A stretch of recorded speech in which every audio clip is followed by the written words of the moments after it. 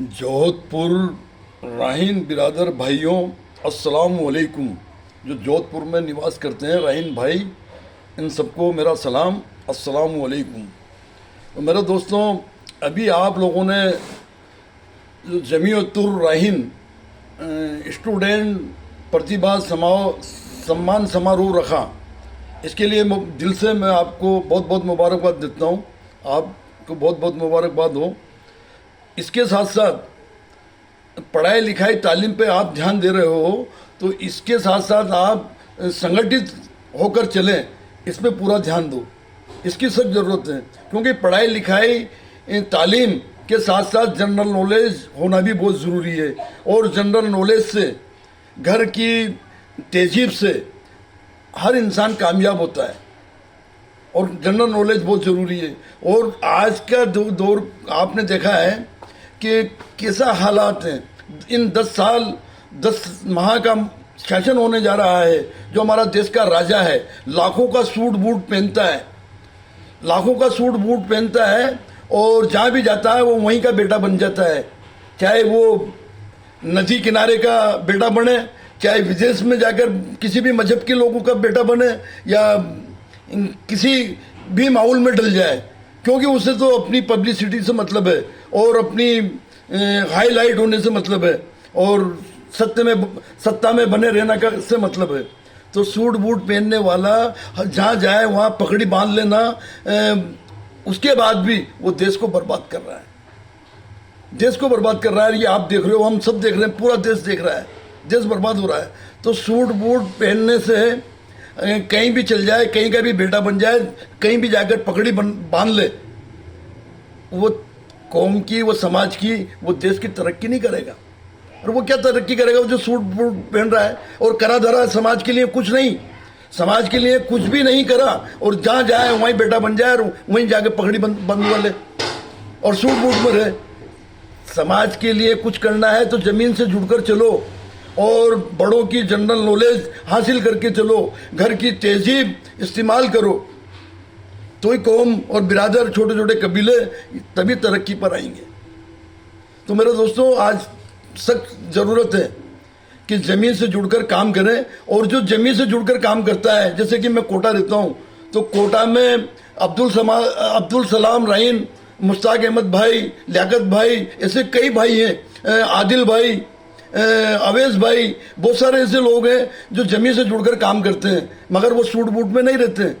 वो कोई कहीं भी जाते हैं तो पकड़ी नहीं बंधवाते हैं, क्योंकि कई लोग, समाज के लोग, इन लोगों को भूल जाते हैं जो ज़मीन से जुड़कर काम करता है समाज के लिए, इनको भूल जाते हैं। और याद किसको रखते हैं? जो सूट बूट में आया है, जो पगड़ी बांध रहा है, वो नुमाइश कर रहा है, उसे याद रखते हैं। ज़मीन से जुड़कर काम करने वाले को कोई याद नहीं रखता। तो आज सख्त ज़रूरत है संगठित होने की, और पूरा ध्यान देने की, और पूरी जनरल नॉलेज बड़ों से हासिल करने की, घर की तहजीब को अपनाने की।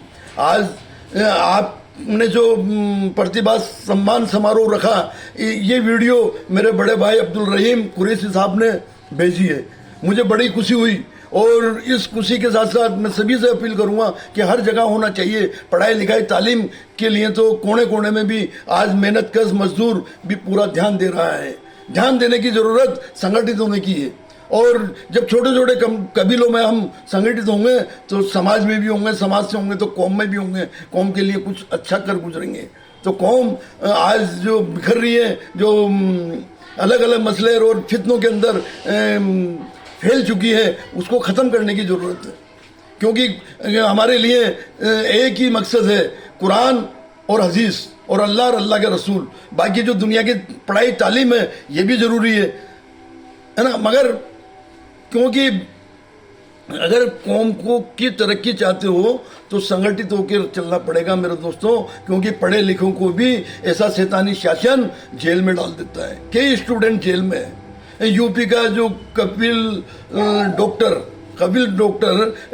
जेल काट कर आया है, जबकि हजारों लाखों बच्चों का इलाज किया उसने, मगर फिर भी जेल काट कर आया है। तो शैतानी हुकूमत किसी को भी जेल में डाल सकती है। तो संगठित रहोगे तो आप पर कोई उंगली नहीं उठाएगा, और आपकी जनरल नॉलेज आपके समाज के काम आएगी, बड़ों की सीख आपके काम आएगी। कभी भी आप फेल नहीं होगे और इंशाल्लाह कामयाब रहोगे। तो संगठित होना बहुत ज़रूरी है मेरे दोस्तों। मैंने प्रैक्टिकल देखा है, मैं उनियारे का रहने वाला हूँ। मेरे बड़े भाई ये मोहम्मद अब्दुल रहीम कुरैशी साहब, इनका घराना मैं अच्छी तरह जानता हूँ। इनके वालिद मरहूम मोइनुद्दीन साहब, इनके बड़े पापा नियाजुद्दीन जी मार साहब, इन्होंने पढ़ाई लिखाई तालीम पर हर बच्चे पर ध्यान देते थे, चाहे वो किसी भी समाज का हो। मुस्लिम पे नहीं, हिंदू पे भी ध्यान देते थे। आते जाते बच्चों को पढ़ाई लिखाई के लिए गाइड करते थे, हिदायत देते थे कि यार पढ़ाई पे ध्यान दो। ये मैंने प्रैक्टिकल आंखों से देखा है। तो ये इनकी बहुत अच्छी लायकी वाली बात रही है। कभी इनके वालिद और मोइनुद्दीन जी मरहूम नियाजुद्दीन जी मार साहब, कभी मैंने इनकी ज़बान से गाली गलौज नहीं सुनी, कभी नहीं सुनी। और जब कभी भी बात करते थे बड़े अखलाक मोहब्बत से बात करते थे, छोटे से बड़े से सबसे, और अच्छी बात करते थे और तालीम की तहजीब की बात करते थे। और वही हमारे इनके बड़े भाई हैं जहीर भाई, वो भी माशाल्लाह इतने ही समझदार लायकी वाले हैं। और अब्दुल रहीम कुरैशी साहब भी आज जोधपुर रहकर भी मुझे समय समय पर बताते रहते हैं, हिदायत देते हैं, नसीहत देते हैं, अच्छी बात बताते हैं। बहुत बहुत इनका शुक्रिया। मगर आज अगर कुछ कर गुजरना है तो संगठित होना बहुत ज़रूरी है मेरे दोस्तों। संगठित पे ध्यान दो। आज एक बार बताओ कि 100-150 साल पहले से, उससे पहले चले जाओ, हमारे में कोई फितनागर नहीं था। मगर ये जब हमें कमज़ोर करने के लिए फितना पैदा करते चले गए, ये शासन अंग्रेजों की चाल है। आज हर मुसलमान देश के कोने कोने में कोई कव्वालियाँ करवाता है, कोई तकरीरें करवाता है, तो आपको ये साबित करके दिखाए कि कव्वाली से और तकरीरों से लाखों रुपए तुम खर्च करते हो। कितने लोग नमाजी बने, कितने लोग सही राह पे चलते हैं, कितने लोग दाढ़ी रखते हैं, कुछ साबित करके तो बताए। आज भी हर जुम्मे की नमाज में खुतबे से पहले जो तकरीर की जाती है वो भी फुटा राशि की तकरीर होती है, वही फुटा राशि की तकरीर होती है। तो इन चीज़ों पे ध्यान दो और अच्छी बात बताओ, नमाज के तरीके बताओ, रोज़े के तरीके बताओ, इबादत के तरीके बताओ, और सब साथ मिलकर चले, वो हिदायत दो यार, वो हिदायत दो। अब इन चीज़ों पे तो ध्यान नहीं है। किसी भी एक आलिम को या किसी भी पीर को बड़ा चढ़ाकर बताते रहो, तकरीरें करते रहो और लोगों को इकट्ठा करते रहो। लाखों रुपए तुमने खर्च कर दिया, उसके बाद भी आदमी वो जहाँ था वहीं रह जाता है, उसी पे चलता है।